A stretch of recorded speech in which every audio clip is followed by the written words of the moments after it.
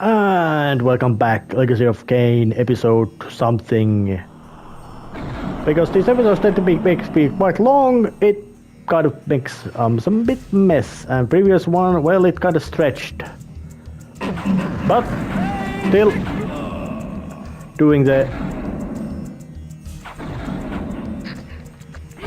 necessary travel towards Dark Eden, place which has, as much as names for locations go,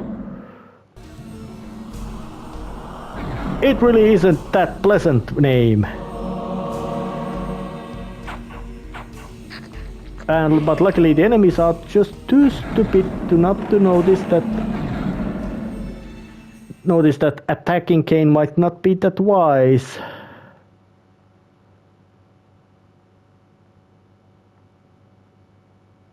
But Dark Eden is also a place which has magma in it, lava. And that one is practically instant death to Kain. So there would need to be a way to do some trickery about getting around it. And of course, mind control spell is exactly that method to do. And walking into lava. First hit and just death to enemy. Just blast down the repel and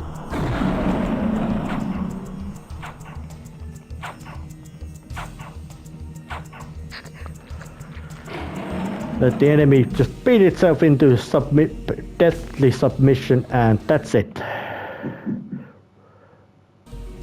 I don't think there was so much of thorough playtesting done about these many abilities Kain has. Because I say now in this context the mind control ability is not broken at all. But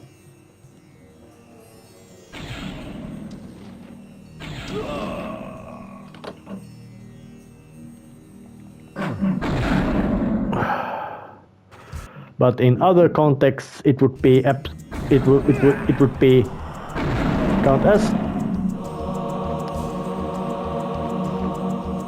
somebody might say horribly, ridiculously bashed up, broken to pieces. Although I would say that the Chaos Armor combined with Repel is the most broken combo this game has.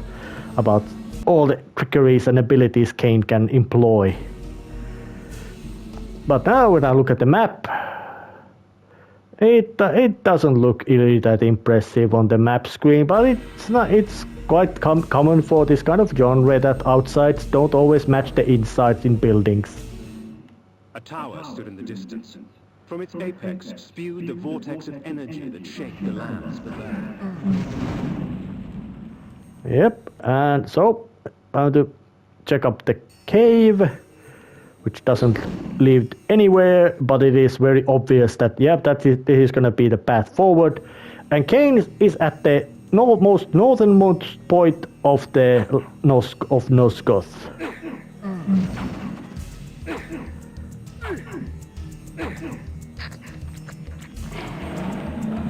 Yeah, just eat the lunch. And no guards or anything, just some monsters.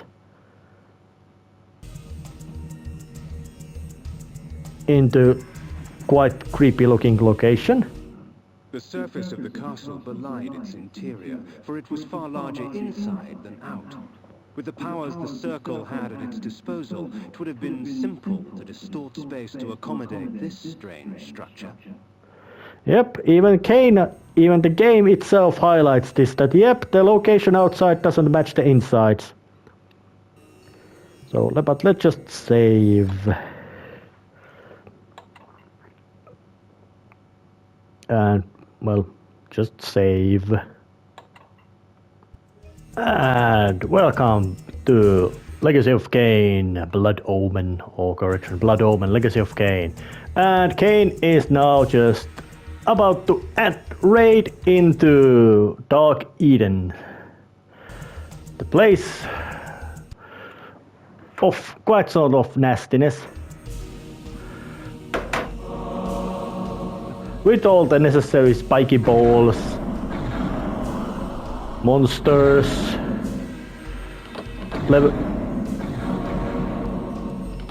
levels to switch, spiky floors to deal with.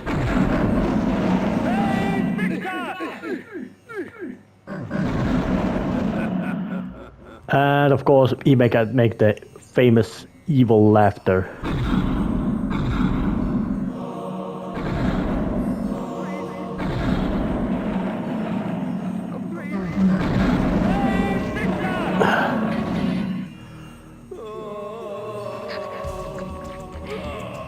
Although I would guess that this Dark Eden is one of those places that you could actually guess why there are captured captives in there.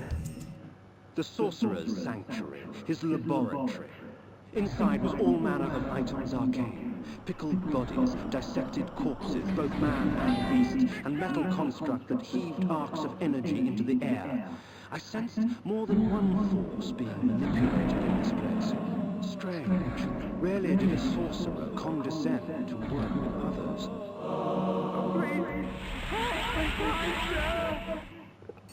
Yep, there seems to be all kinds of things, craziness and nastiness going on in here.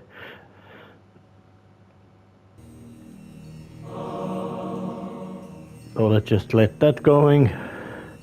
And I personally do feel that the energy bank, they should have just made a restore some, hit some magic points thing to that instead of.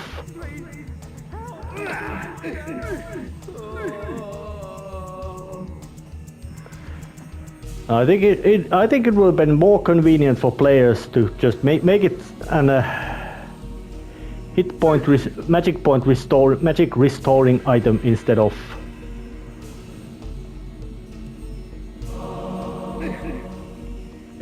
the something that which give you temporary amount of for it to use before it fades out. But just basic walk around, press switches, eat.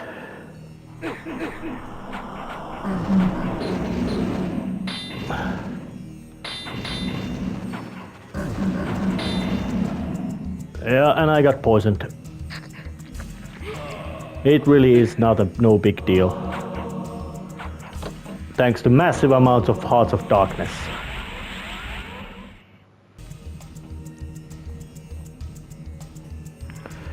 And the music that they composed to this place is kind of eerie. It highlights the creepiness of this place, that this place is unnatural. Things done here are not good for anything.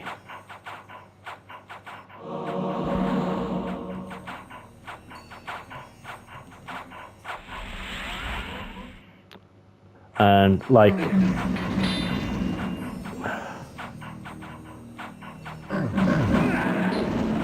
yeah, that thing goes down, and poison also causes you to gradually lose hit points, but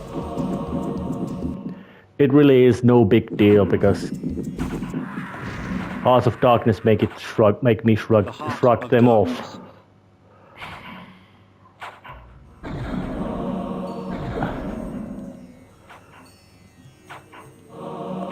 I don't think I'm gonna ever use any of these. Yeah, and the wall spikes also killed me. The Heart of Darkness. Thanks a lot. Kain's eating them like popcorn. They're tasty. That's why he eats them.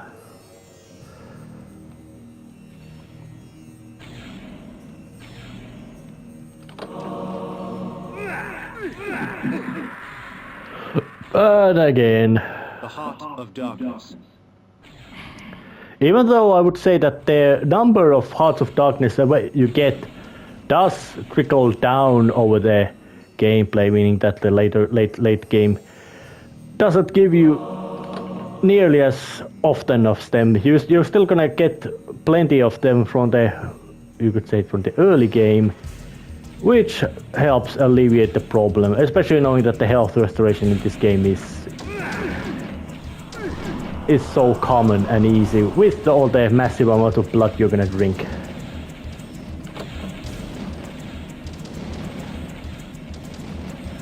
And of course, projectile immunity is just ludicrously effective. And there's two little extra things around here. It looks like an armor and a spell. So let's just go and catch the spell for armor first. How convenient. This armor, wrought with the blood of noblemen, drains the blood from my enemies for me, leaving me to focus on the slaughter at hand. Idea good.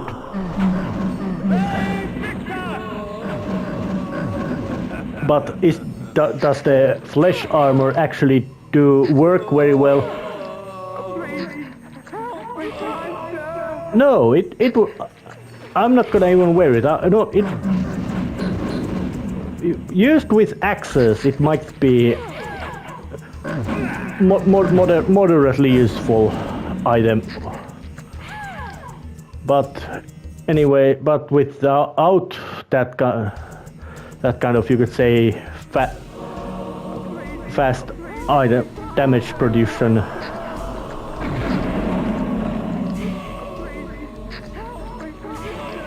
And I can't really remember, does the poisoning wear off?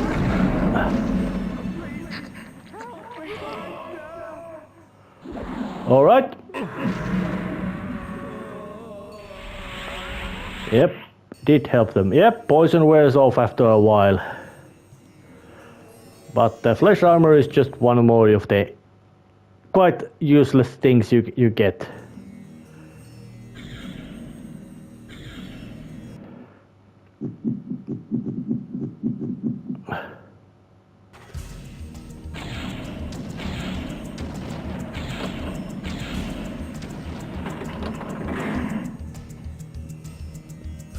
Nothing subtle with that move.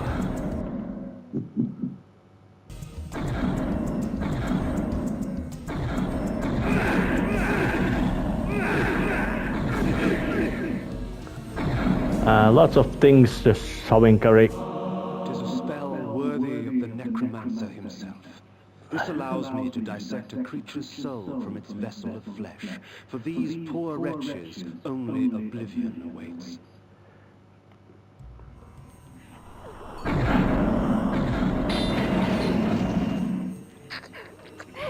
And the spell I just got has the function of being instant kill attack, which you could say is quite effective, but as it competes with from mana or magic power from many other things you get, it really is not that handy or useful. Although it does work, but it, unlike many other games which have that kind of effect or ability, this one actually it's actually useful. As in, it does exactly that damage as it needs. My magics are... Oh, I guess I can't go back. So, going forward. Not one, but three. Dejul the Energist, Bane the Druid, and Anacroth the Alchemist. How considerate of them to hasten my search. So the scourge of the circle has arrived. Fear him not, Bane. He is but a whelp. His soul is ours for the taking. Don't be ridiculous, Malik. To our aid. Damn you, Alchemist. I had not come this far only to have my quarry escape.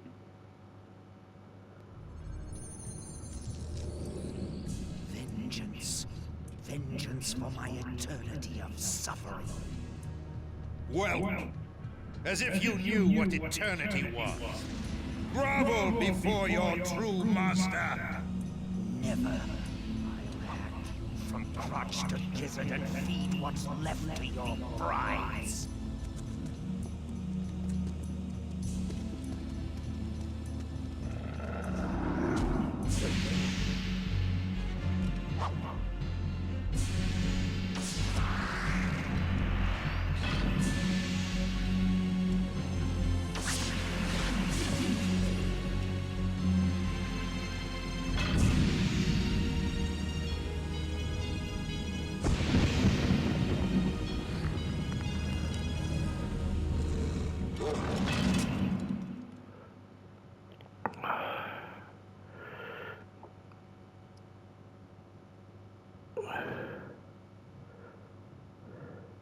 As Vorador clashed against Malik, I gave pursuit to the fleeing wizards, the Jewel and Bane. I danced their dance. When the time came, they would dance upon my sword. His magic is weak. He is an affront to nature itself. It is our duty to purify him.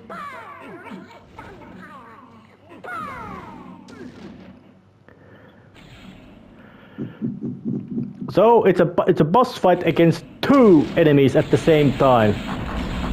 But luckily one of them already went down with ease, and Bane can only basically just runs around opening pits of water, meaning eventually it becomes impossible to track. But I don't know, is he immune to projectile attacks? Might be, but he died.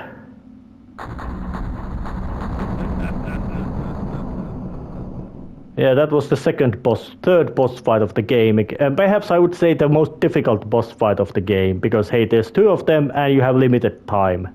The antler headdress had broken in the fight, but power still resided in its ivory form. The cloak was made from an alloy akin to lead, heavy and malleable, woven into fine links. The energy she controlled was stored in this garment. Yep. Boss fight has been ended, and looks like Warrior also did his job, and that's the second to last time he appears in this game. I found Malik's helmet amongst the scattered remnants of his armor, whole and intact. Vorador had finally laid his old adversary to rest. But no sign of Vorador himself.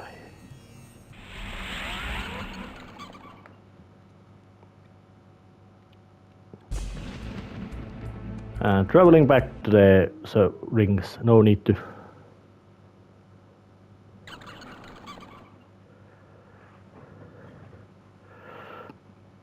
The helmet of Malik I placed before the Pillar of Conflict. The Pillar accepted its offering. Thus, it was restored. The act had taken on the feel of ritual. Isn't it strange how we must bribe our gods to stay? At the foot of the energy pillar, I set the cloak of Dejul. The pillar accepted its offering. Thus, it was restored. The antler headdress of the druid Bane I laid before the nature pillar. The pillar accepted its offering. Thus, it was restored. You must seek Azimuth the Planer at the heart of Avernus. 3 instruments await you to aid you in your quest. But first, you must rise, and you must fall, and find your salvation in between.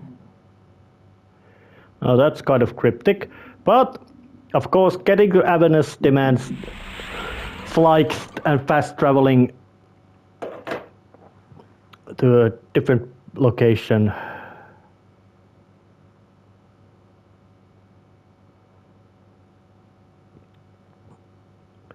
Back to the Dark Eden, that is to say.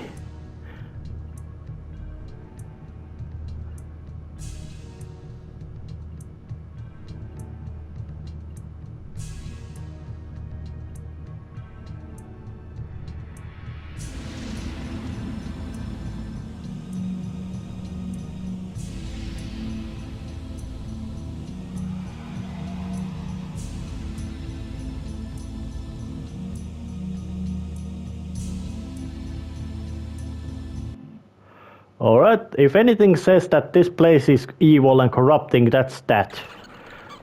Heavy amount of borrowing from places like Barad-dûr of Tolkien.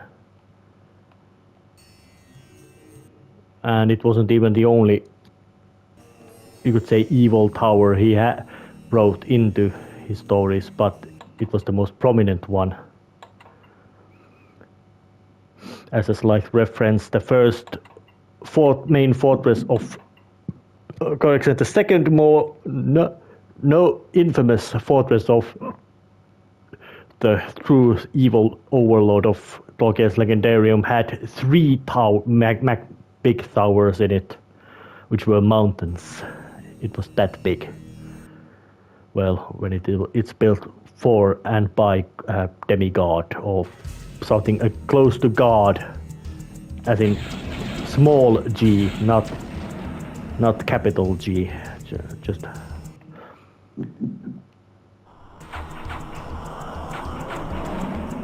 Yep, Chaos Armor's effect is ludicrously good. Actually, I didn't need to. Those are just stones I don't need to break.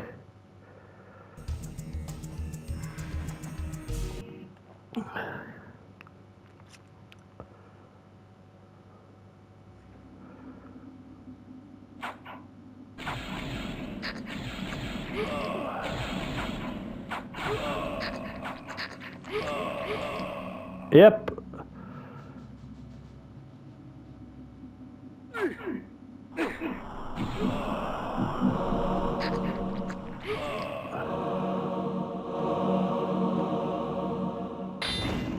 Quite of annoying. I can't get that screen nuke turret, but it's not that big deal.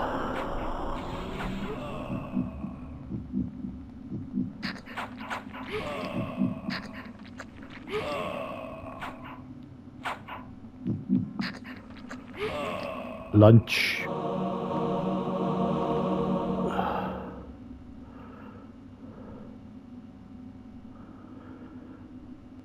I think the jewel being at the center of that stage must have been perhaps the only moment in the game where projectile attacks work on bosses. Although boss fights in this game are not difficult.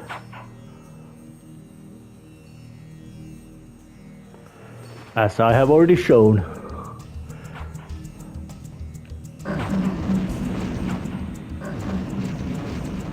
Oh yeah, but this little pathway which is locked is actually quite important.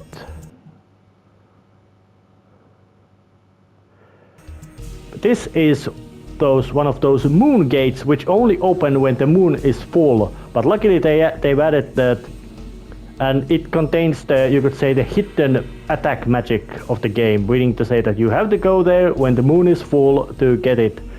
Otherwise, it's not gonna come naturally on your path. And luckily, they added that little travel beacon right next to it to make it real convenient to get it once the moon is full.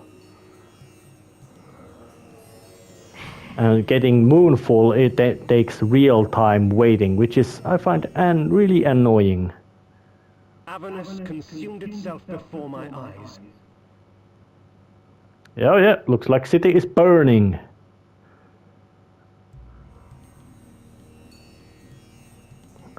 So just walking south from this northern hellscape of Dark Eden doesn't seem to have made place any less insane.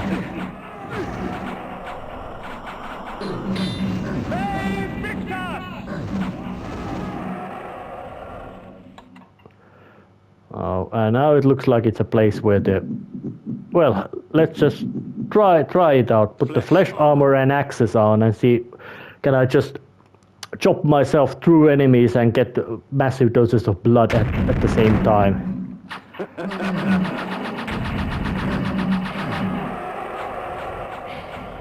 Actually, it seems like it works, because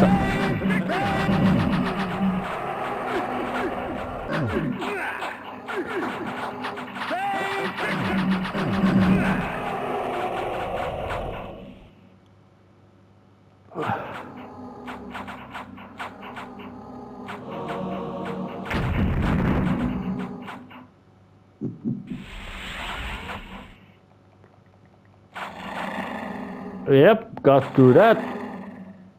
Okay.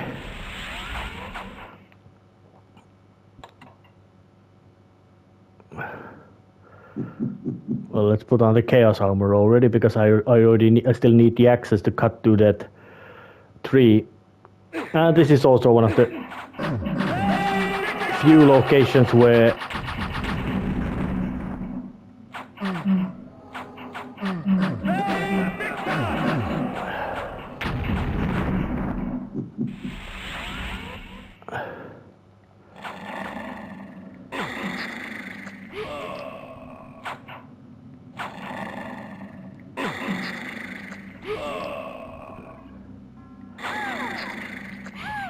those people were unlucky, they got eaten. And there's even another bat travel beacon. Well, I'm not the one who's not gonna make use of them.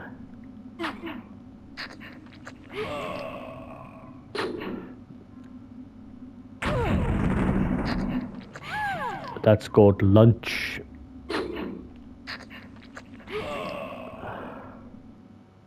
The gate of Avernus opened slowly before me, daring me to cross the threshold. Who was I to reject such an invitation? Yep. Friend, well, the door is open, but the reception might not be particularly friendly. Actually, it is not at all particularly friendly. But that has nothing to do with anybody deciding to be not friendly. It's got all to do with location being in a, you could say, quite poor state. And once you look at the map, you can see it's a real big place, actually. Several screens worth of buildings with very heavy thumpy music.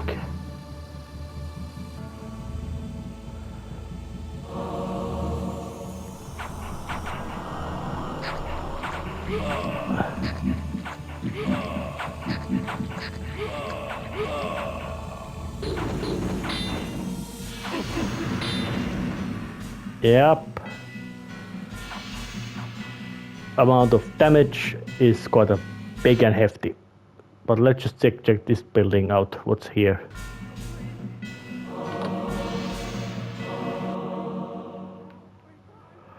Here is a small building.